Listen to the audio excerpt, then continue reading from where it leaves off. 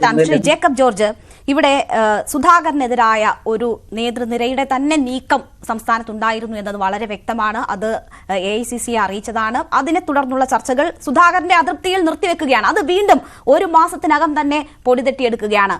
മറ്റ് ഒരു തരത്തിലുമുള്ള നെഗറ്റീവ് മാർക്സ് അല്ല, ആരോഗ്യ പ്രശ്നങ്ങൾ കൊണ്ട് കെ സുധാകരൻ മാറേണ്ടത് അനിവാര്യമാണ് എന്ന് AICC നേതൃത്വം തീരുമാനിക്കുന്നത്. അദ്ദേഹത്തെ കൂടി വിശ്വാസത്തിലെടുത്തുകൊണ്ട് ആ നേതൃമാറ്റം സാധ്യമാക്കാനുള്ള നടപടികൾ തുടങ്ങുന്നു. ഇന്ന് അദ്ദേഹം മാധ്യമങ്ങളെ കാണുമ്പോൾ പറയുന്നു, താൻ തൃപ്തനാണ്, കോൺഗ്രസിൽ നിന്ന് ലഭിക്കാവുന്ന എല്ലാ തരത്തിലുമുള്ള സ്ഥാനമാനങ്ങൾ വഹിച്ച തലത്തിൽ അങ്ങനെ നോക്കിയാൽ താൻ തൃപ്തനാണ്, മാറണമെന്ന് പറഞ്ഞാൽ മാറും. അപ്പോൾ ഒരു വലിയ തെരഞ്ഞെടുപ്പിനെ, അനിവാര്യമായ തെരഞ്ഞെടുപ്പിനെ നേരിടാൻ പോകുമ്പോൾ അവിടെ ഒരു നേതൃമാറ്റത്തിന്റെ സാധ്യത കണ്ട് അത് ആ സ്ഥാനം വഹിക്കുന്ന ആളെ കൂടി വിശ്വാസത്തിലെടുത്ത് നടപ്പാക്കുകയാണെങ്കിൽ അത് ആ പാർട്ടിയുടെ ഒരു വിജയമാണ്. ആ പാർട്ടി അത്രമേൽ ആ വിജയത്തിനുള്ള ഒരുക്കങ്ങൾ, തയ്യാറെടുപ്പുകൾ തുടങ്ങിയിരിക്കുന്നു എന്നതിന്റെ വിലയിരുത്തലായി നമ്മൾ കാണണമോ? ജോർജ് പള്ളിപ്പാറ പറഞ്ഞതിനോടൊക്കെ ഞാൻ യോജിക്കുന്നു. പക്ഷേ രാഷ്ട്രീയത്തിൽ അതിൻ്റെ അപ്പുറത്ത് ചില യാഥാർത്ഥ്യങ്ങളുണ്ട്. പ്രത്യേകിച്ച് കോൺഗ്രസ് രാഷ്ട്രീയത്തിൽ, കേരളത്തിലെ കോൺഗ്രസ് രാഷ്ട്രീയത്തിൽ. ഒന്നാമത്തെ കാര്യം, കോൺഗ്രസിൽ തിരഞ്ഞെടുപ്പ് നടന്നത് എത്ര കാലമായിരുന്നു? ശരിക്കും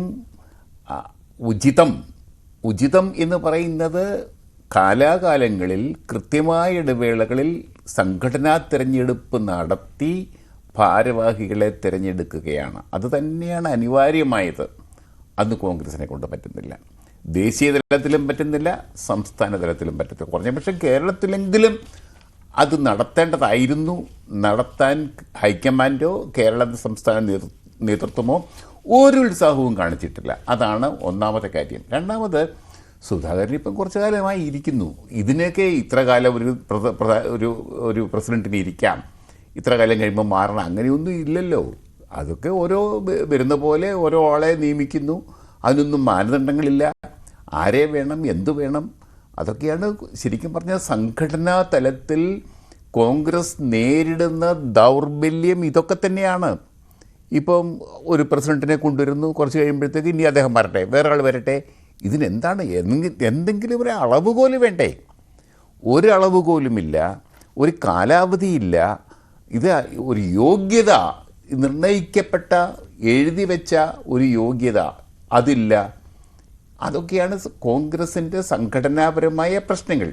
ഞാൻ പറയട്ടെ, ഇപ്പോൾ സുധാകരൻ എൻ്റെ അഭിപ്രായത്തിൽ, എൻ്റെ വ്യക്തിപരമായ അഭിപ്രായമാണ്, ഒരു ഊർജ്ജസ്വലനായ ഒരു നേതാവ് കോൺഗ്രസ് നേതൃത്വത്തിലേക്ക് വരേണ്ടത് കാലഘട്ടത്തിൻ്റെ ആവശ്യമാണ്.